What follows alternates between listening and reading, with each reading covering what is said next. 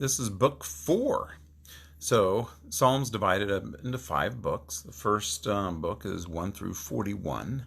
The second book is 42 through 72. The third book we just finished, 7 chapters 73 through 89. And now for the fourth book, we are looking at Psalm 90 all the way through 106. There's 17 psalms here.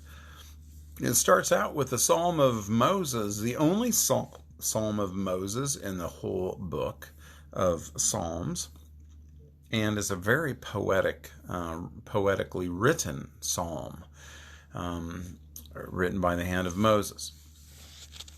Often, Hebrew poetry is ideas formed with contrasts and comparisons, a number of stanzas, not necessarily rhyming, not necessarily written with a rhythm of any kind, but they are certainly ideas. Now, they may have rhythm in the Hebrew, but it's awful hard to translate rhythm and rhyming into other languages. In the Hebrew, sometimes poetry starts the first, line of each stanza or something, or every other verse or something like this would start with a different letter, and going through the letters of the 22 letters of the alphabet in Hebrew. But nonetheless, in this Psalm 90, we have the idea that God is powerful, is very powerful, and it opens with the first 2 verses. Lord, you have been our dwelling place throughout all generations. Before the mountains were born, you brought forth the earth and the world. From everlasting to everlasting, you are God.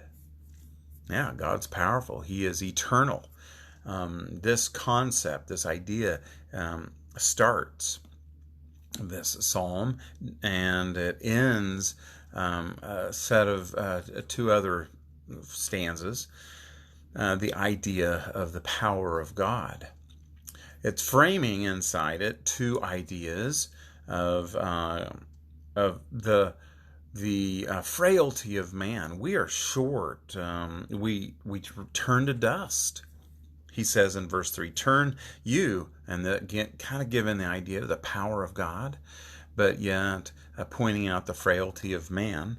You turn men back to dust, saying, return to dust, sons of men. And then for 1,000 years are in your sight, are like a day just gone by, or like a watch in the night. Peter uses this idea in 2 Peter chapter 3, that 1,000 years is a day to you, and a day is 1,000 years. But in verse 5, you sweep men away. Again, the frailty of man, the shortness of men. We're in the sleep of death. They're like grass in the morning, though in the morning it springs new. By evening it's dry and withered. It's just, our life is frail, short. Our days are past. And then this idea, again, the frailty of man, but really emphasized by our death, and by the frailty of our strength compared to God's, and God's anger especially. We are consumed by your anger and terrified by your indignation, verse 7. And you've set our iniquities before you and our secret sins in the light of your presence. And that's kind of scary. All our days pass under your wrath, and we finish our years with a moan. Oh my. This is what is interesting. I find verse 10 kind of the center for me of reminding me what the psalm's about, even though there's really a prayer about all of this. It's setting the stage for a prayer.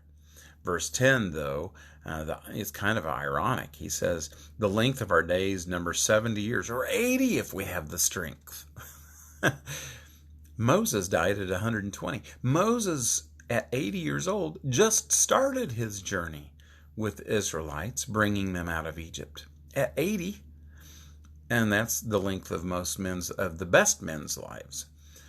And here Moses died at 120. He spent 40 years wandering around the wilderness with the Israelites, starting at 80 years old. So for 40 years before that, he was wandering around in the plains of Midian and the mountains being a shepherd. And 40 years before that, he was in Egypt as an Egyptian, brought up by the daughter of Pharaoh herself. So anyway, I find this ironic that here you have a 120-year-old man saying the length of our days is 70 or at best 80. But that's not the end of the psalm. The real prayer is this, found in verses 13 through the end of the chapter. Relent, O Lord, how long will it be? Have compassion on us. Satisfy us with your love and make us sing songs of joy. He wants goodness. He wants the length of our days to be joyful and happy, at least as many of those as we had bad ones starting off. Let your deeds be shown. Let your splendor be shown to our children. And in the end, verse 17, may the favor of the Lord our God rest upon us. Yes, establish the work of our hands for us. Establish the work of our hands. You know, God is a great and wonderful God, awesome and powerful and mighty, has anger towards sin. But He wants us to keep coming to Him for direction. He wants us to come to Him, pleading maybe our case if we need help, but showing Him we recognize who He is and where our place is. Yeah, 70 years is not a long time. How many generations ago, if that's not a generation, but that might be 3. But at any rate, whatever it is, God is powerful. God is gracious. He shows mercy. And this is the Psalm of Moses, asking God to work with him. And I think that should be our prayer as well. Lord, establish the work of our hands. Guide us. Be with us. Help us through this. Have a great day and God bless.